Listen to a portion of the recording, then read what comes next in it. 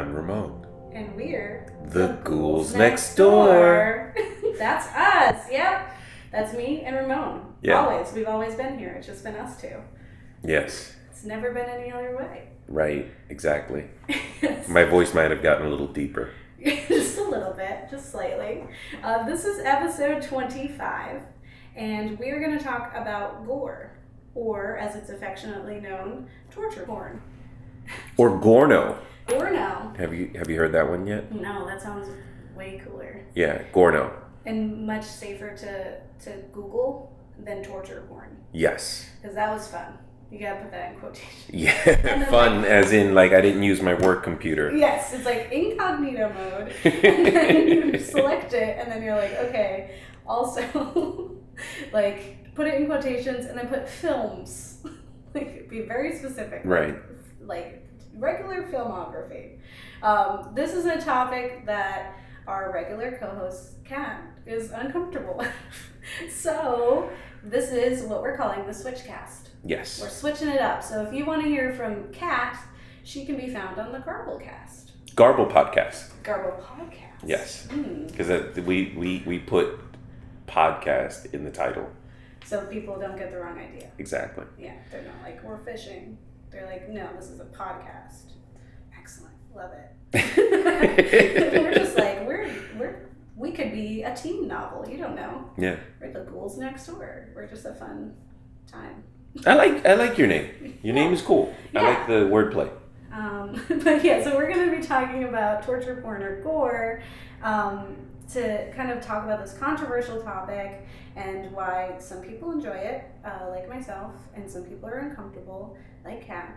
And so I have a guest here in the Garbled Podcast. Why don't you tell us a little bit about your podcast? So I'm Ramon, and I'm usually accompanied by my co-host, Nick.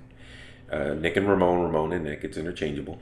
And we're the Garbled Podcast, and I guess our whole thing is like trying to do change through conversation. Just, like we figure that if people sit down and talk about things, then the world would be a better place. Aw, yeah. That sounds lovely. Yeah. Yes, which is what Kat is doing, and she's going to change the world and convince them to like horror movies. Yes. Like us. So she's going to bring them over to our side.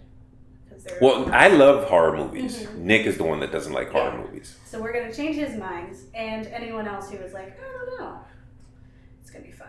So changing through conversation. Yeah. So what are some topics that you've covered in your podcast? Oh, we kind of try to cover it all. So we've done a lot of politics, of course, because this whole thing started right after Trump became president. Mm-hmm. And, of course, that was a big thing. And we've covered everything in between from, science fiction, nerd culture, what it means to be a nerd, a little bit of everything. Excellent. Awesome. And so we're here to talk about this controversial horror subject. Is it really controversial? It is in that, so people like to write off torture porn and gore because they say it's lacking any story. It's just there for the kicks. It's just to make you uncomfortable. A lot of people are super sensitive to gore. And that most people equate horror with gore a lot of the time. So when you're like, I love horror, they're like, you just like gory things, which is true. I do like gory things, but not just gory things. Right. Yeah. But okay, so in one of my previous episodes on our podcast, I actually got to interview somebody who does practical effects, is what he referred to it as. Well, he does more than that, but he's been in the practical effects business for a long time. And before we started recording, one of the things that we went into was a countdown of our favorite effects in movies, and we realized that with a lot of the movies that people love, if those effects weren't in there, it wouldn't be as memorable. Yeah. Oh, 100%. And it's I think it's okay that these films are just that. I think that's okay. It's kind of like the way I feel about the Star Wars franchise. Okay. So a lot of people are like, I'm the Careful diehard, and I'm just here for. Yeah. They're just like, I'm just here for that. Let me roll up my sleeve. Yeah, so you can see the Star Wars tattoo. Excellent. You're welcome here. Yeah, I mean, like I grew up in like a Trekkie and Star Wars household, but my thing was just like I'm here to enjoy this. So I even enjoyed Solo, and I know a lot of people hate it. And there's diehard people who are like, "You're canceled. You're not allowed to be in this fandom anymore if you like that film." And I'm like, it's a Disney movie now. I'm just going to like hang out with my friends that are Chewy, and, like like I guess get to revisit these characters I grew up with, and even if it's it's not wonderful, it's just for the sake of this entertainment, and I think that's okay. And that's where I think people kind of like you don't always have to get something profound out of everything that you watch. It's okay to just enjoy things for the sake of enjoying things, or to feel uncomfortable and really put yourself in that position, which is what Gore does. Yeah, I think so. Yeah. And we've been hanging out for a little bit now, like kind of getting to know each other. And I've name dropped Eli Roth quite a few times. Cause I grew up, where Cabin Fever was like this really good, that movie. Diving point for like, I love just like being real grossed out and like watching other people get real grossed out. I remember watching that movie, and then I was trying to explain the plot to somebody, and as I'm explaining the plot, I'm starting to get nauseous. Yeah, yes. Yeah, you're just like, and then my favorite is the shaving scene. Yes. Like, and it's just like slowly, like at first it's fine, and then you get to that point and it's just like, why is she still doing this? Why is she still shaving? Well, too, because her character goes from being the most beautiful person in the movie to being the ugliest person, literally, because she's falling apart. Yeah, she's disgusting. And I thought it was interesting that, like, even though the skin's flaking off and she's just literally shaving into her muscles, that she continued the ritual. Yeah, because it was just like, and it's just like puzzled like the whole time as she's doing it. And I remember I only had so many like DVDs, and we didn't have cable at one point, and so I had like House of Wax, Cabin Fever, and then I think like Bruce Almighty or something like random in there. But I would watch these like same DVDs like every day, and they also had like the special features. And for Eli Roth, there was like a special feature where he mentions that he wouldn't be in the audience when he had his screenings. He would be like outside of it, like to watch people, and he would just like get a kick out of everyone, like with a grimace, like exactly at the right point. He's like, yes, I did it right, like that's what I wanted. And it's like, for me, like at home, I was so immune to it after having watched it so many times, especially House of Wax. There's like this scene where they're first like pulling off the skin, and then you see the muscle under it, or the wax. And I was like sitting there eating like ramen noodles, because I was like home alone. It was the only thing I could cook for myself. And my mom came in, and she looks at the screen, and it's just like gore, disgusting mess. And then she looks over at me, and I'm just eating noodles, and she's just like, "What is this child that I have?" And I was just like, "Well, this is me. So this is what I do now. I just love weird stuff, and I'm immune because I've just like put myself into that to the point where I think I got Saw 2 and Saw 3 as like a gift several times. Wow. Okay. Like this one person just like, they're like, "Did you lose the last copy? Because here's 2 more." And you're like, well, I don't need to watch Saw 2 that many times. It's funny because you said the whole thing with the food, because I have a strong stomach too, and that it doesn't gross me out at all. And I cosplay, so I know how a lot of that makeup stuff is done.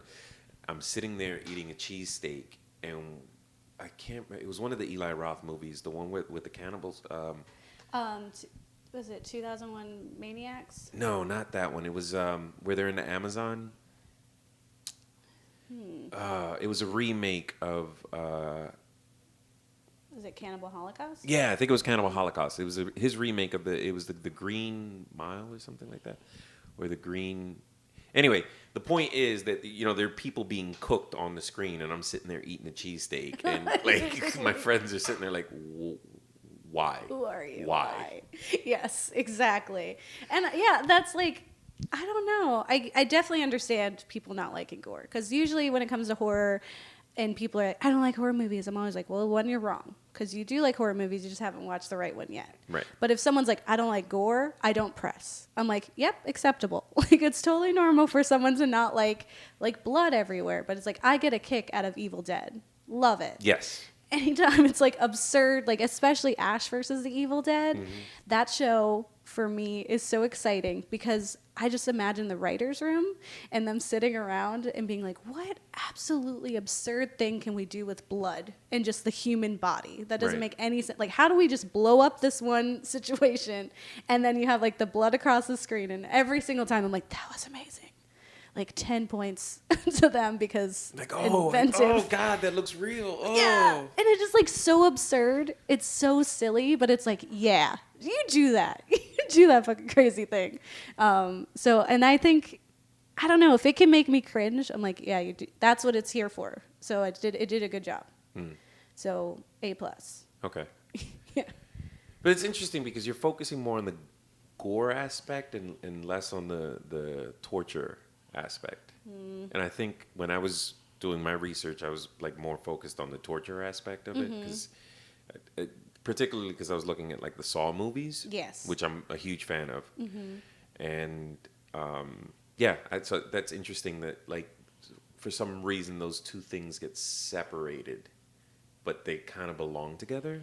Yeah. Yeah, because I mean, there's like, with things like Evil Dead, that's like hokey, just like blood and gore. But then you have something like Hostel, which is like the terror isn't from the fact that there's blood on the screen. The terror is like what this person's going through, and the intense like emotional sympathy you're feeling from like watching someone like suffer.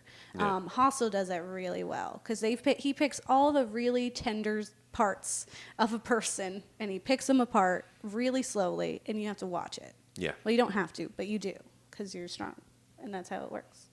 Yeah. And then the other thing that did you know Peter Jackson got his start in gore movies? Yeah. So he did 2 like Australian gore movies that kind of became like slapsticky because he was over emphasizing the gore, and it kind of worked its way into its own category. It was kind of like the Evil Dead, Yeah. where the gore was so over the top that it became funny. Yeah. Yeah. It's definitely like, what I think is like there's levels. So you got like Kill Bill, you know, where like her head's cut off and it's just a fountain of blood. It's like, that's not a thing. And then you have something like Hostel or something, where it's just like, we're going to be more or less scientific about what happens to the body, which makes it that much more real. Or you have something like Saw, which is like, the gore is almost like an afterthought. Right. It's like the whole thing is all of that like tension, and it's just that like, what would you do aspect of it, and that's like where the torture part comes in, because it's different from just like gore, which is like Evil Dead, or torture porn, which is kind of what we're gonna cover. Yeah, awesome.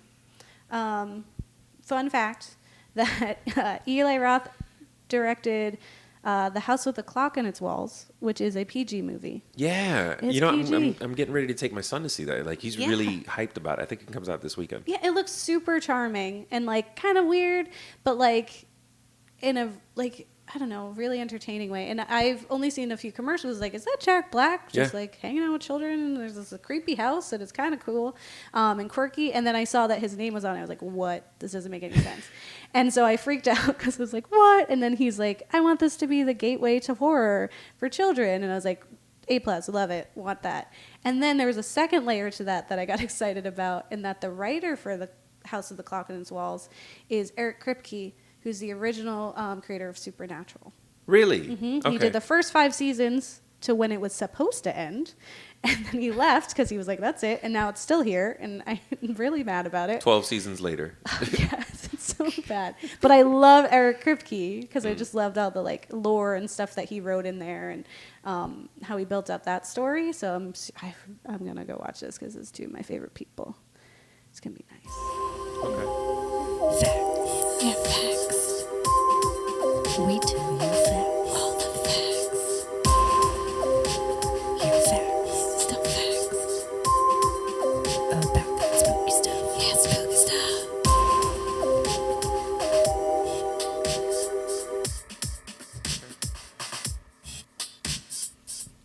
So for everyone who's like, what is torture porn and why do you keep saying that? And it makes me uncomfortable.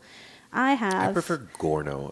When I came across that, I was like, oh, this is poetic. Is safer. Yeah. So Gorno, according to Urban Dictionary, this is a term coined by various critics which discusses the somewhat current trend in horror Hollywood, which consists of horror movies having no story whatsoever, but gratuitous images of people having random body parts removed, from legs, heads, to even penises. It's for those who don't remember the good old days where storytelling was key over visuals. Again, this is what I'm saying. Or from TV tropes, it says it's any work which gives heavy focus attention to cold-blooded torture and or mutilation of someone. It's not really about like discussing the story. There's not really a triumph really that we're looking for. We're just really trying to put your character into the thick of it and just run them right through, and then maybe they come out at the end. Maybe they don't. In Hostel, the woman got away. That was nice. Yeah. But not everyone does. No. And you're almost guaranteed that if you start out with 10 people, maybe 2 people will walk out, or 1.5. Yeah, which is, it's kind of like with slashers, you know, like usually you have like the final girl or like your hero that ends up at the end, but everyone else is dead. You have all your tropes that have failed. With this, it's like a lot of times it's just average people. Like they go out of their way to make it look like people who are normal. Specifically, I read in like for Hostel, like he picked an average. He was like, I don't want a pretty person. I want this to seem like anyone could step into this person's shoes. They're out like backpacking with their friends, and then they fall prey to like these really corrupt people who quite possibly are based on real people. Yeah. Yeah. So why don't you tell me a little bit about Gorno that you looked up? Oh, so when I was looking, you know what was interesting to me was like what's become how it's transitioned over the years. So like when it first started off, a lot of the movies that we consider classic horror movies, when they came out, were considered torture porn or gore, like the Hammer films, starting with like the Tomb of Dracula and going forward. So anything that had like what they considered at the time gratuitous violence would fall into that category. And as time has progressed, it's kind of and those movies became more classics.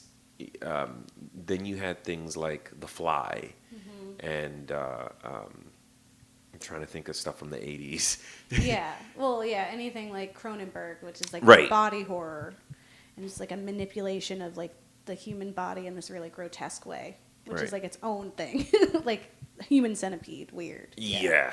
And then in the early 2000s, there was this big shift towards that started with the Saw franchise, where it was focused on the torture aspect of it, and that gave birth to like a whole slew of films that like the remake of The Hills Have Eyes, the Hostel movies, Touristas, Texas Chainsaw Massacre. Touristas is great. Love that one. Yeah, it definitely like there was a trend for a while where it was just like, let's just be really like intense. So it was like all the trauma of something like Seven, where you're like thinking and you're trying to piece together a puzzle, with all the like intensity now because people can die. Right. Well, Seven technically falls under the torture porn because that was one of the first critically acclaimed Gornos, if you will, because of the situations that the serial killer places them in, where they're oftentimes they're committing the torture to themselves. Yes, just like Saw. And that's Saw. like the whole thing. It's kind of like almost a Manson-esque approach to murder, in that like we make other people do it, Right. but we're still liable for the murder of these people. We still should be held accountable. And that was the thing that drew me to Saw. When there's a scene in the movie, the very first one, because I distinctly remember going to see the very first Saw movie and just being completely blown away. I was just like, Yes. love it. Beautiful. Yeah. But there's a scene in there where he's like, technically, I haven't killed anyone. I just put people in these situations, and they Yeah. they do it to themselves. Yeah, and like, yeah, I was also in the theater for Saw, and one of my distinct memories is at the end when, I guess, spoilers, but if you haven't watched Saw, Yeah, if like you you're haven't seen Saw by doing now, life like- wrong. Like you did it wrong. But at the very end when he gets up, because he's been in the room the whole time, which is like classic serial killer situation. When he got up, I was like on the edge of my seat, and when that happened, I remember just like being pushed back and being like, wow, oh my God, this is the most amazing ending. And thinking to myself, like, this can never be done again. Like, this is like... And they did and it. then they did it like 20 times. You know what? That was the other thing that I really super appreciated about the Saw movies.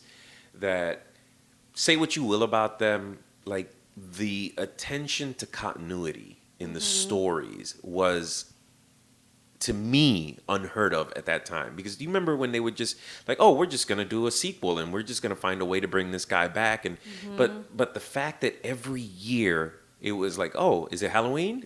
Saw movies coming out, and you knew that they were going to find a way to continue the story in this continuous, you know.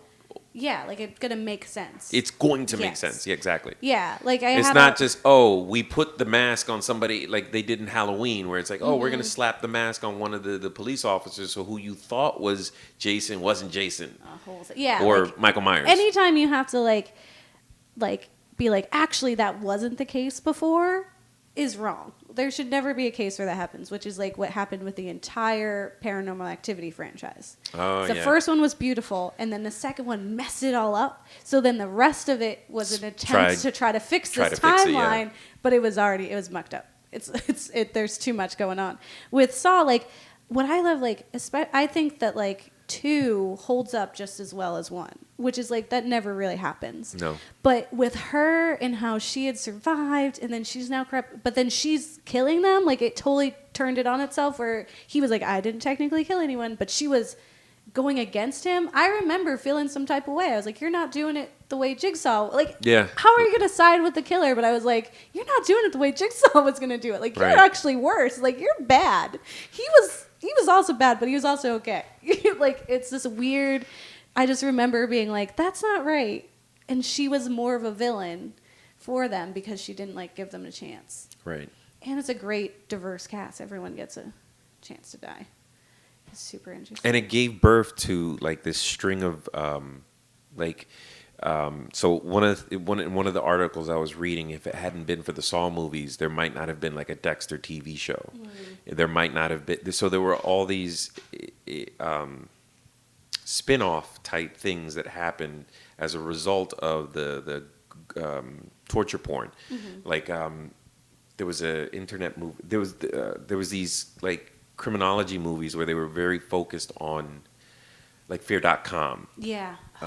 Trying to remember the name of this other one, where you're basically, it was people being killed on the internet, and people were like, the more people tuned in to watch, the faster they died, and it was like 4 or 5 movies like that sprung out of the whole torture porn thing. Yeah, and then you have things like Cube. Have you ever watched Cube? Yes. Yeah, like that, which is just like you're in this maze that's gonna murder you unless you're smart. Like you figure it out, and even then you don't figure it out. Like that was, even for, I don't know if the rest of the world was doing that, but yeah, Saw was like a gateway where it's like, now I can watch all these different ones, and it was like exciting to see like what these characters are going to be put through. And then and it's also fun to kind of think of like, what would you do? Yeah. What do you do?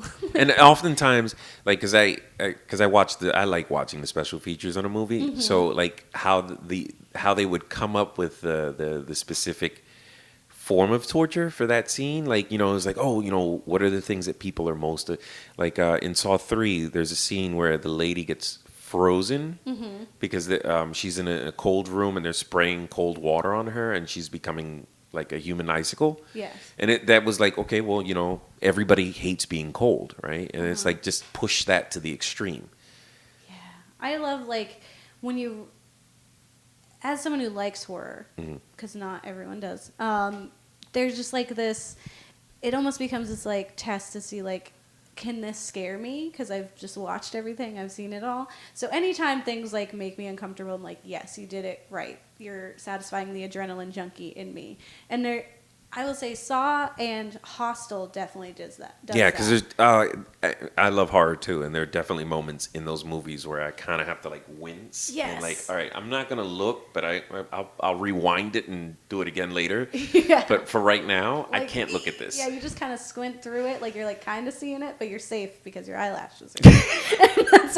that's the science. Magical eyelashes. Yeah, you're like, I'm safe. Yeah, it's like, for example, there's a lot of scenes that just like stick with you. So I'm thinking about the when she has the rib cage and it rips open, Yeah. so she looks like an angel. That one messed me up. But there's a specific scene in Hostel 2. So whenever it would come on TV, for some reason, whenever I'd go to click it, like I'd just be looking and it would come up on the guide because that's what the time period it was. And you would click it and it was always on this one scene, and it's when the woman's in the bathtub and she has the scythe. Oh, and she's just cutting slicing the her. woman, and it's just like it's like every single time. No, you know what? Which is the one that like really freaked me out. Again, I was probably eating while I was watching it, but the where the guy is slicing into the other guy and he's like literally eating him alive, and he's just like slicing a piece of him off and then putting it on a plate and then going over and just eating, Yeah. and the guy's watching himself get eaten. Yeah. It's not even like Hannibal about it. Like, he can't even make it look nice. He just has to. Yeah, it's super crazy.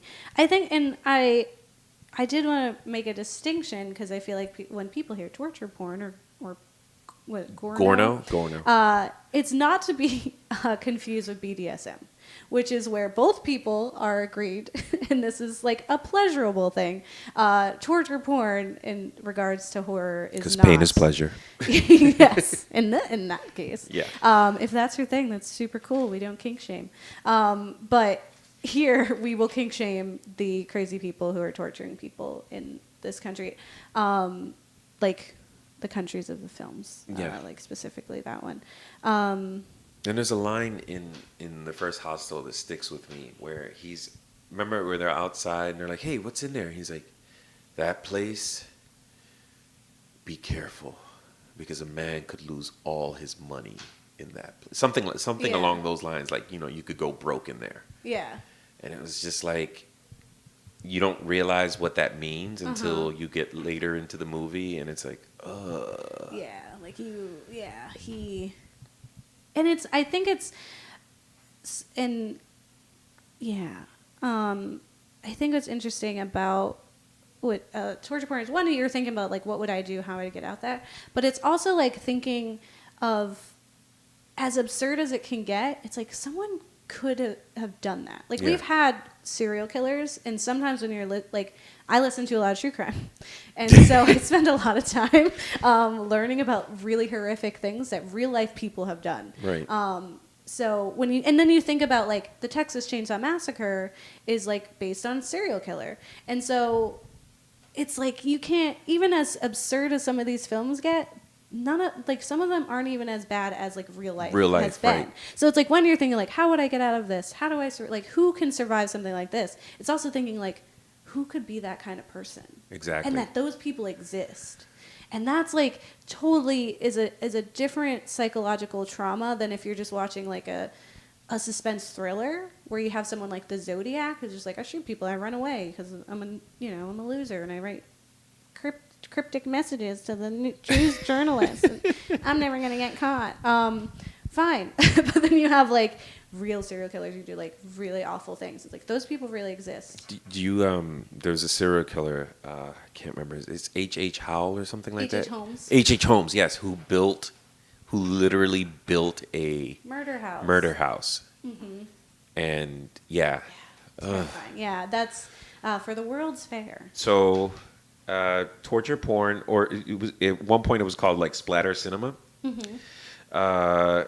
Here's some interesting facts for you. In 2009, the Saw movie franchise became the most successful horror franchise ever. It grossed, $1 billion in the box office and retail sales, and that was just in the U.S. Worldwide, it was like 975 million, and the critics hated every second of it. Yeah. Yeah. That's brilliant. I love that. Is it good, like, because those critics are going in there like, I want a psychological thriller. I want to go in and learn something, and I want the hero to win. But I will say, and we'll definitely get into this when we talk more about the actual films. But there's just something about that end sequence when it's all getting put together as like this puzzle, and you have the Saw music, which is, I'm pretty sure it's a Dun, dun, dun. Wings song. Isn't Dun, dun, it? dun. Yeah, It's what is that song? Because sometimes I'll hear the Wings song and I'll have like a instant like like. Wait, am I in a Am I puzzle? figuring it out? Am I figuring it out? And then it's like everything's coming together, and you get in the flash, and it's a person who's like thinking back, like, holy shit, like this whole time it's been this, and I've been wrong. Like that's the most intense and beautiful moment of the film. Have 'Cause you don't even get ever it. done Escape the Room? No. Oh my God, I think you would totally love it. I feel like I might, but I might. I don't know. I'm like, I'd have to get a lot of really good reviews because I'd be like, I could do this. I did it. Like, you know. Yeah, films. Yeah, films. We watched some films. Now let's talk about those films. And all that spooky stuff. And all that spooky stuff.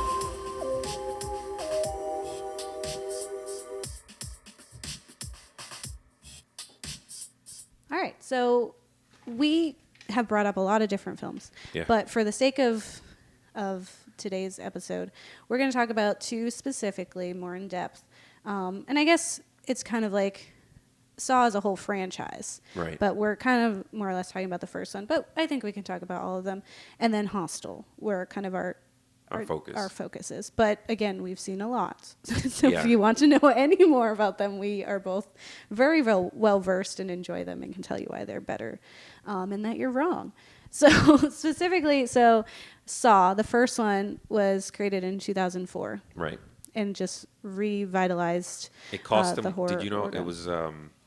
It cost them 1.2 million to make it, but they made in the first month $100 million. So it was. Yeah. And it basically brought that movie studio out of bankruptcy. Yeah. Because they were on the edge of just closing their. And that's what I love, these films that take that chance. So, like, even with Paranormal Activity, which also became a franchise, like, Oren Peli wasn't a director. He just had this idea. It was filmed in, like, 7 days. Yeah. It was, like, he gave the actors, like, $500. Like, it was so, like, low budget. Guerrilla filmmaking. Yeah, just, like, in his house. They recorded it over 7 days, and then it was done. And then they made so much money, and then it became this big thing. The same with, like, Purge. And it's just this idea. Like, if you have an idea and it's that good, like, you don't even need all of this. Like, you could just take a chance on it, and then you might, like, come up. And this film was actually made in 18 days. Yeah. Which is remarkable. Well, all of them were shot in very tight time frames. Schedules, like, yeah, which is just like, as a film person and thinking about all the the special effects and all the blood and having to reset, like, you got to get like a good take every time, because it's like we have to clean everyone's clothes. Yeah. We have to like mop up everyone in the environment so that it's in continuity, which is, again, that super gets me excited. I will say a fun fact is that Gabe and Kat Saw film only took 1.5 days, and it will be airing really soon. Ooh. Yeah, it's it's gonna add to the franchise. It's gonna be really great, and it was a Nice. lot of fun. So, but we took 1.5 days, so take that. It also is only like a few minutes long, Okay. but worth it. It's gonna be fun. Again, if you have not seen Saw, I don't know what you're doing with your life, but the premise is that two strangers who awaken in a room with no recollection of how they got there soon discover they're pawns in a deadly game perpetrated by a notorious serial killer known by Jigsaw. Yeah. John Kramer. Yes. Who, I mean, they did a really good job of building up his story. Yeah, they did. And making you sympathize with this monster. And especially with the first one.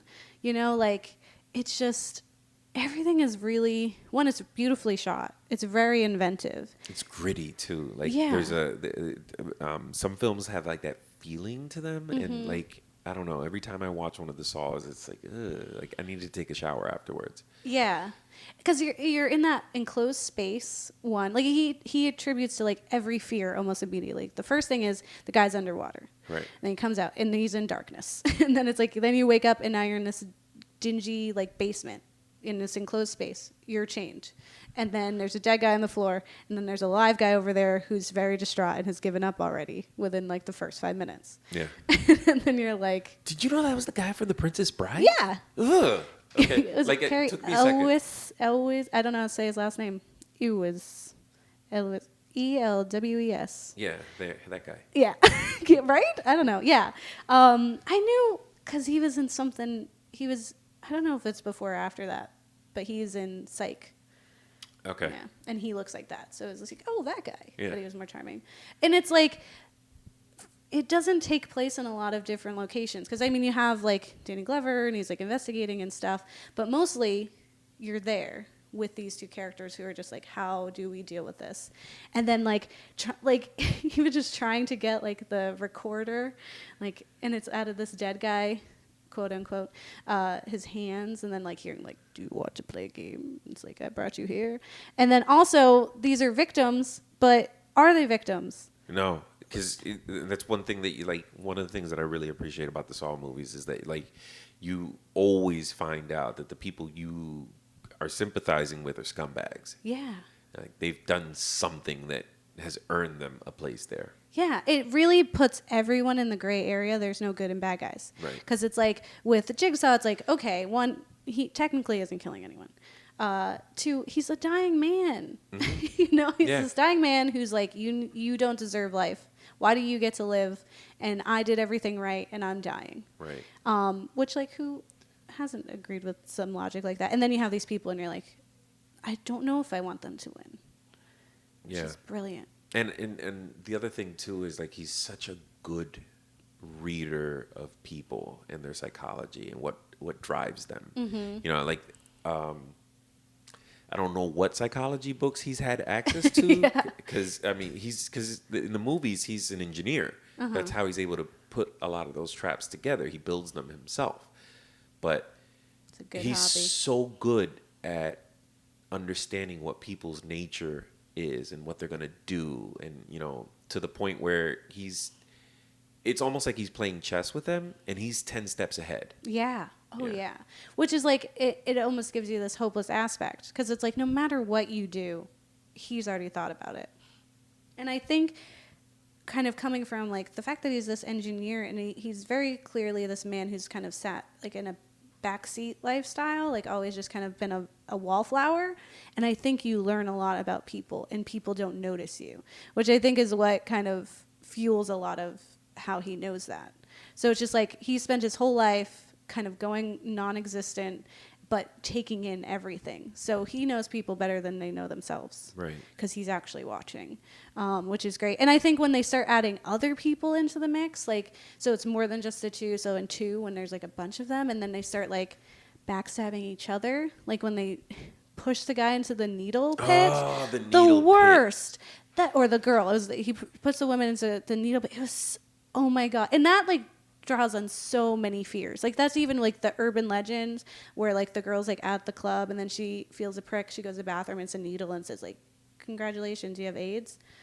It's a terrible urban legend. Yeah. But then you're like, you're pushed into this pit full of and then she's just like trying to get the thing because she's in there now. That's Might as it. well, yeah. Yeah. And the thing about that one was like, I feel like right from the beginning we already started to like decide who was not who's the scumbag. worthy. Right. Yeah, like it wasn't so much a secret. Next? Yeah, like, oh, yep, glad he's dead. Yeah, or it was like when they didn't die, it was like, damn it, like they should be dead. They're the worst.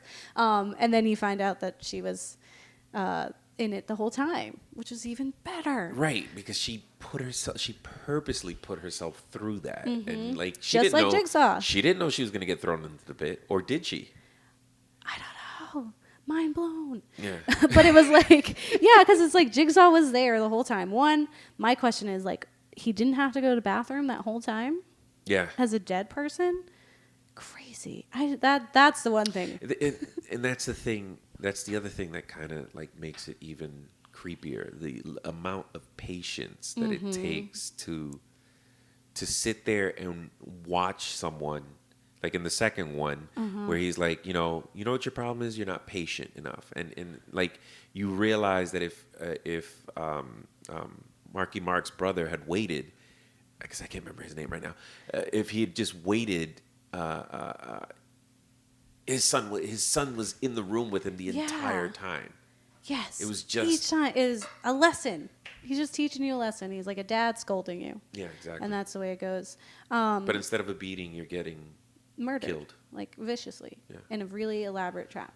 Like every like set was like super interesting and cool. Like it was like, what are we gonna see next? You know, I really just enjoyed that. Like it had this like idea, and it took it throughout all of them. So like with Paranormal Activity, you have like, okay, it's found footage, so you're gonna have these camera angles where you're gonna psych people out, where they're gonna think something's there and it's not, and then we turn and something's there.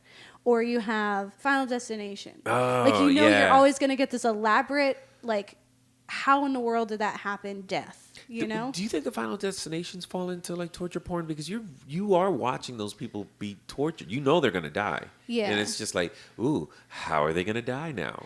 I think it's torture porn in the fact that like the viewers are tortured, and that like, because everything's drawn out, because there's always this really elaborate like circumstances where it's like this pin falls here and causes this to do that, and then this rolls over here, and then the whole thing smashes down on a person's head, and there's so many times where they almost do it. I really loved how that series ended. It really. Should I spoil it for people? I haven't seen the last one. Oh, then I won't spoil it for you. Don't spoil it for me. No. Yeah. You have to watch it, though. I mean, I know it's hard because you're watching like 7 different movies, but the way that they end it, totally worth it. Totally worth it. Yeah, it's just, I loved how inventive they were for the whole thing. Like, that's another one where the second one was just as good as the first one, in my opinion. Right. But it's like when you go to watch Final Destination, you know you're going to get some quirky, faded death that's going to be real, like out of the ballpark, gory mess, right? With Saw, it's like you're going to see some weird gadget, and you're going to have some weird reason for it, and that's exciting. And that's almost enough reason to watch it alone, even if you're like, I don't care about the characters, or I don't care about Jigsaw. You're just like, what did they get put in? Like, right. What's on their face? And what part of the body is going to be destroyed in some weird, elaborate way? What was the one where it was the 2 guys that were fighting over the girl? The Saw one, where it starts with like they're basically fighting over this one girl who's hanging over the thing, and then they both like, wait a minute, why are we fighting over her? And then they just stop and she dies, and they're like, okay.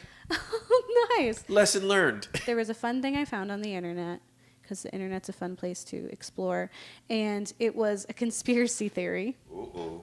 Yeah, it's gonna be fun.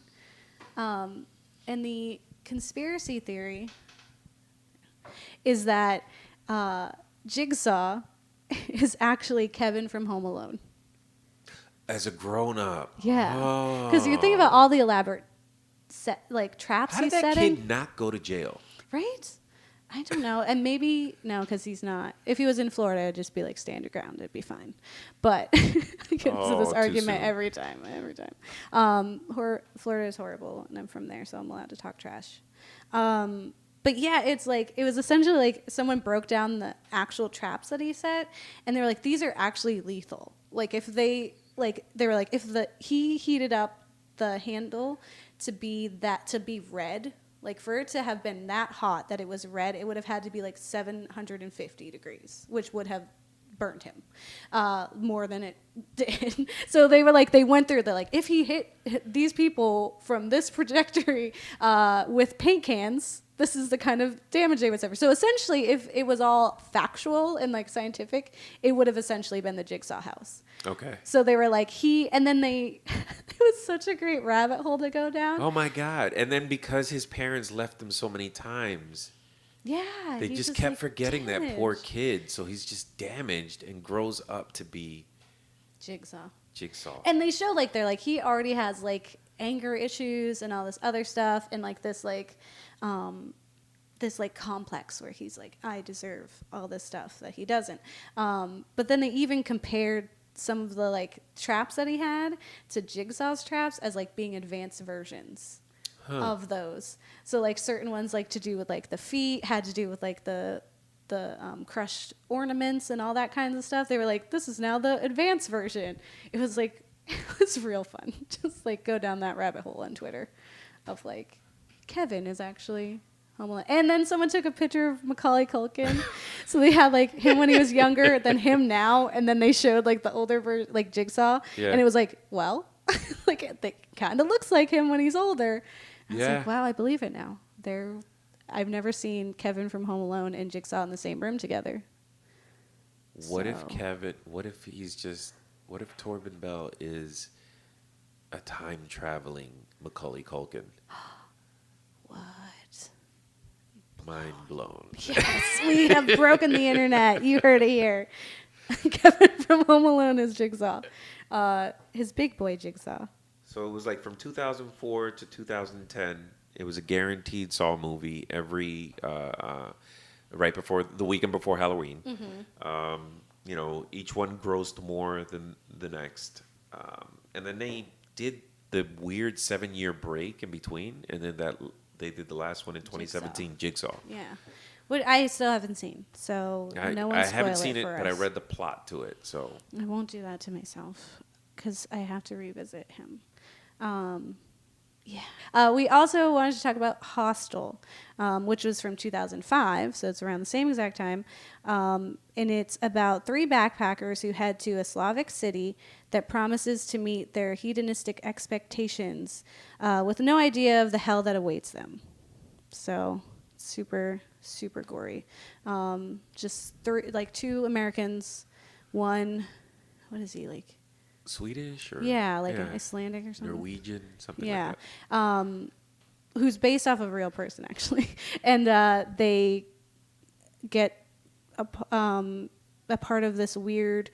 I don't want to say it's a cult because it's not. It's just like this club of elite hunters. It's just like they've gotten to the point where like hunting animals is boring. Yeah, it's like the most dangerous game, but like worse because it's not like we're not hunting them; we've caught them, and now we're just torturing them. And it's just like this and they found a way to monetize it. Yeah, exactly. Apparently, I read in Mental Floss that a friend of Eli Roth said he had told him about this website that supposedly existed where you could pay $10,000 to go to Thailand and shoot a stranger in the head for sport. Whoa. Yeah. It's like Fiverr, but more intense. Yeah, like real. Like Right. apparently. So it was like the site claimed that the person you were killing had signed up for it and that part of the money would go to their family because they were so broke and were going to die anyway. So it was kind of like they would try to soften it.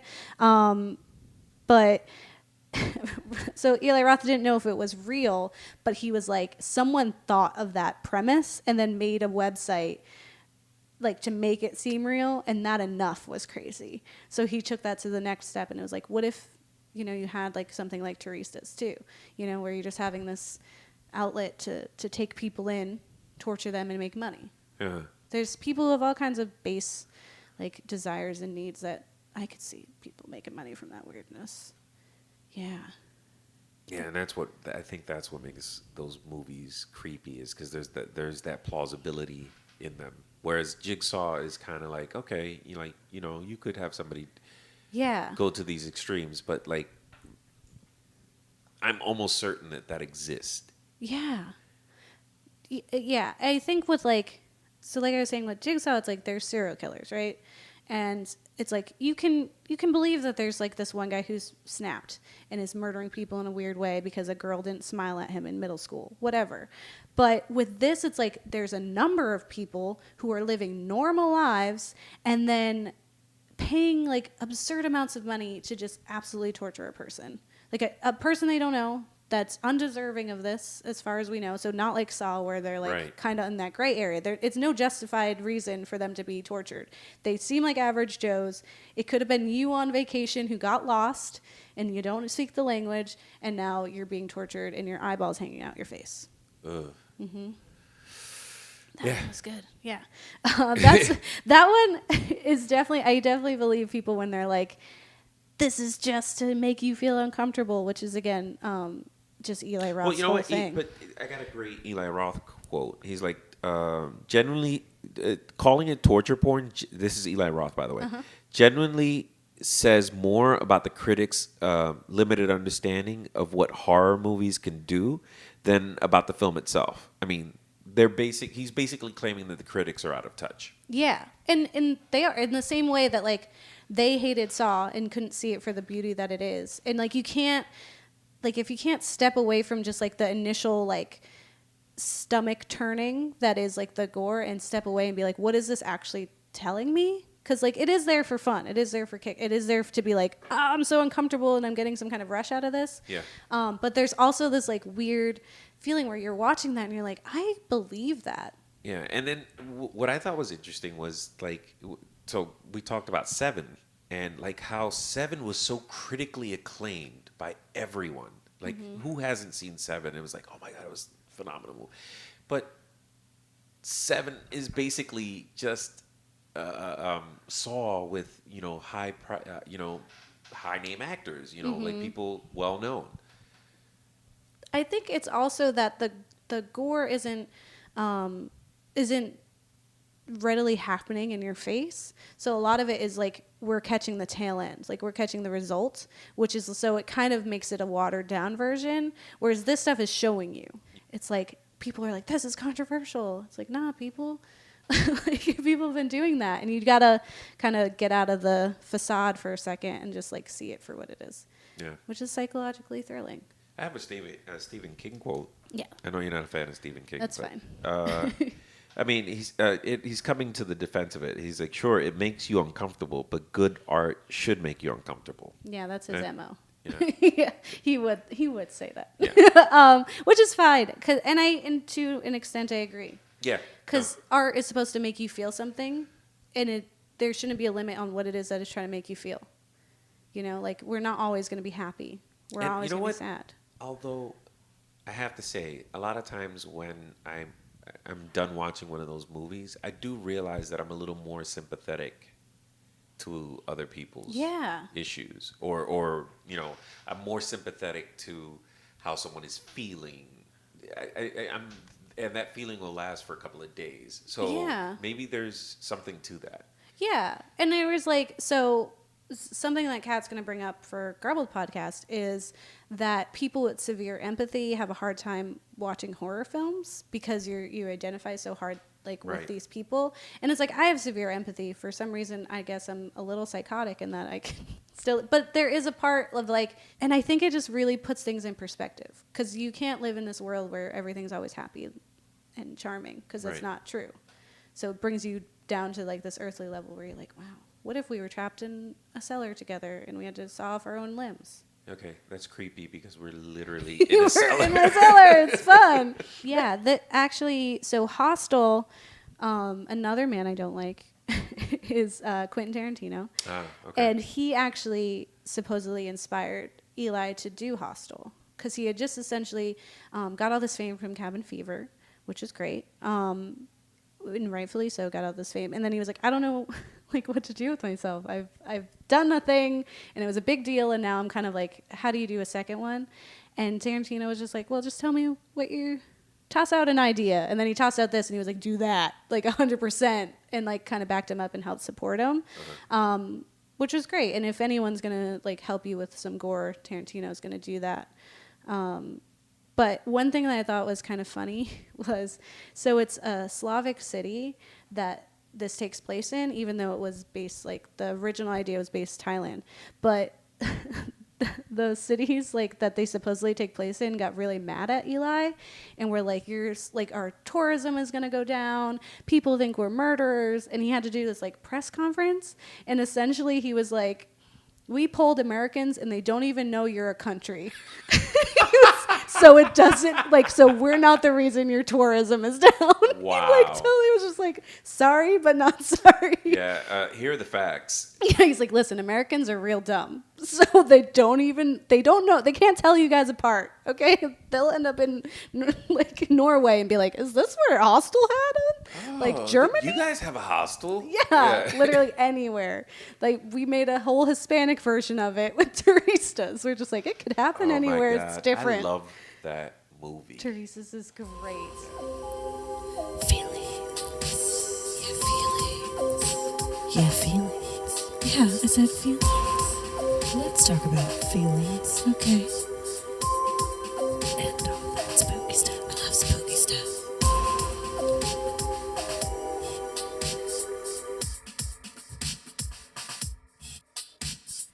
All right. So if you like it, it's Kevin wants to play a game.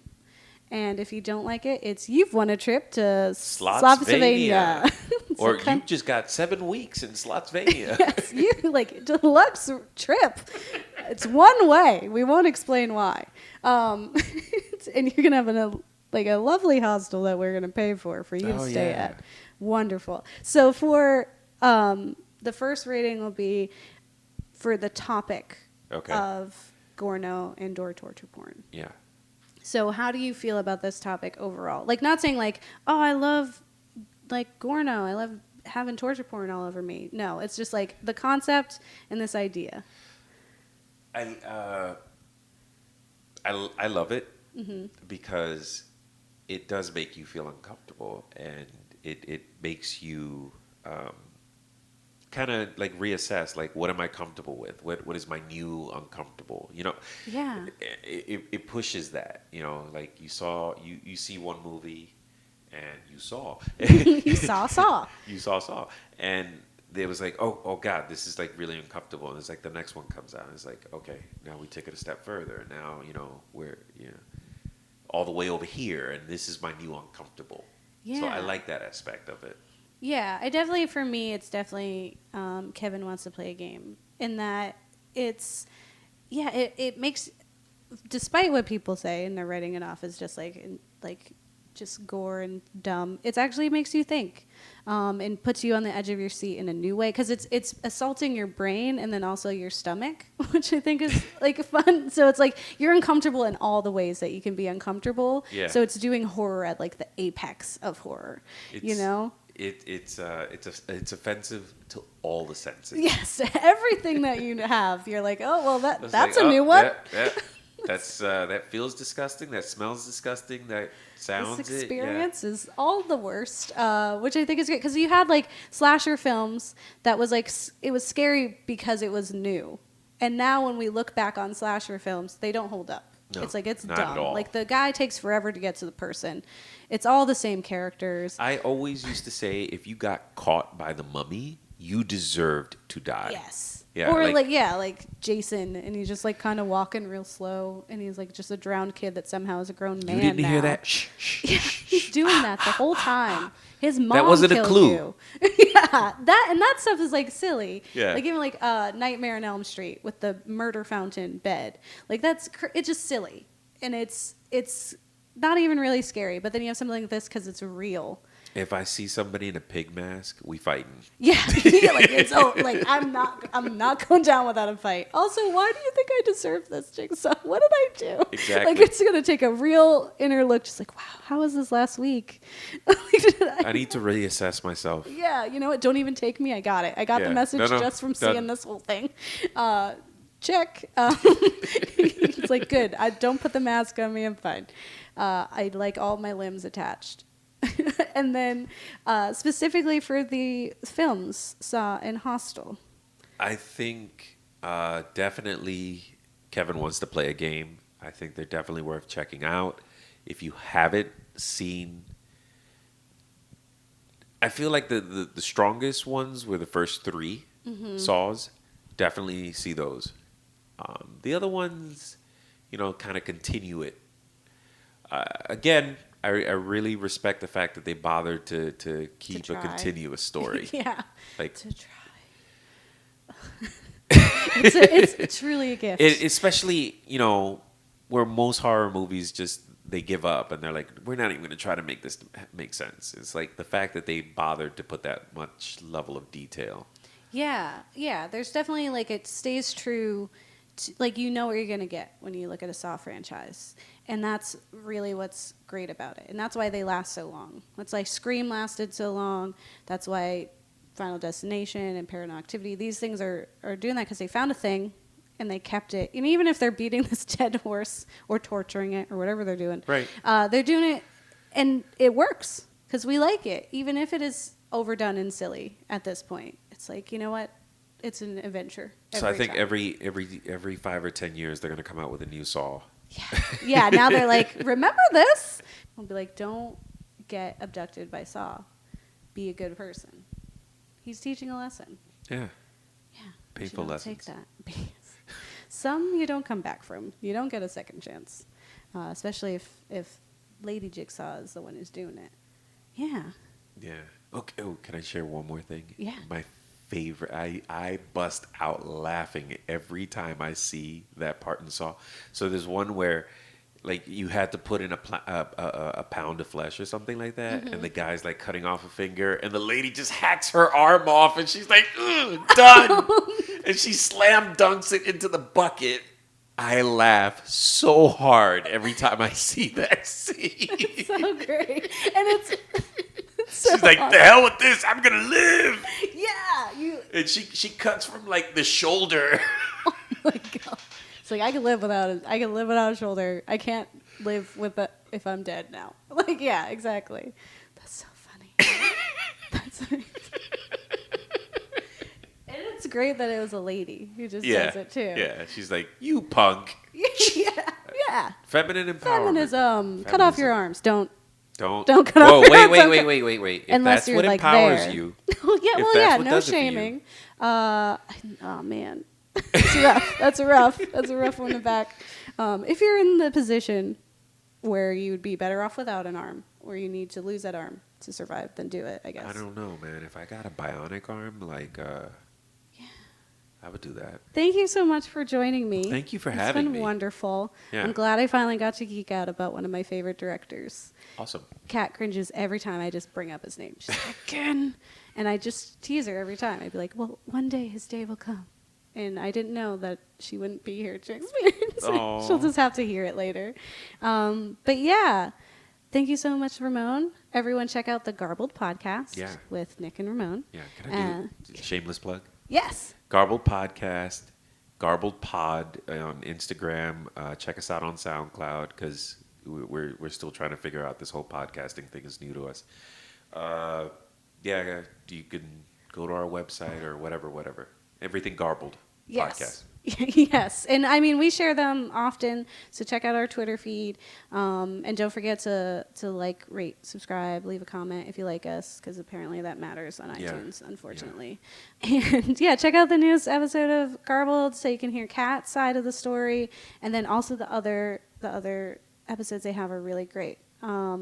Personal favorite is the apocalypse one. Yes. So well, we're going to talk about that. Yeah, so we're going to have a whole thing. Something there. Yeah, there's going to be more. You haven't heard the last of all 4 of us yet. Next time, it's all of us in one room. Is that the sequel? It's my God, it's a sequel. It's a horror Switchcast sequel. 2. Switchcast 2. Yeah. The switching. Well, so check them out. Check out our episode. Thank you so much for listening. And don't get married. They'll eat your kids. Yeah. Okay. Yeah. Bye. Bye. So, thank you so much for listening to us. But also, listen to our friends say words to your ears. Yeah. Believe it or not, we know some people who know some things. And they have some stuff to tell you. And here it is. Yeah. So enjoy. Thanks. Again, also, love you. Okay, Bye. Nick, if you had to tell people about Garbled Podcast, how would you? I would generally avoid it, but if I had to, I would say that we talk about really just how to have a conversation. Yeah, on our we have series that cover fandoms like comic books and time travel and science and how to destroy the earth. All the way on to politics and things that are actually affecting our society today. Right, so if you want to be super informed, yeah, this is not the podcast for you. Yeah, No, you want to no. avoid this at all costs. But if you like listening to conversation and you want to learn the finer art of conversation, then this is definitely the podcast for you. Where can they find us, Ramon? They can find us at garbledpodcast.com, or they can check us out on SoundCloud at garbledpodcast.com. Same thing on YouTube and Twitter. But Instagram, you go to Garbled Pod. Sophisticated. Yes. All right. Enjoy.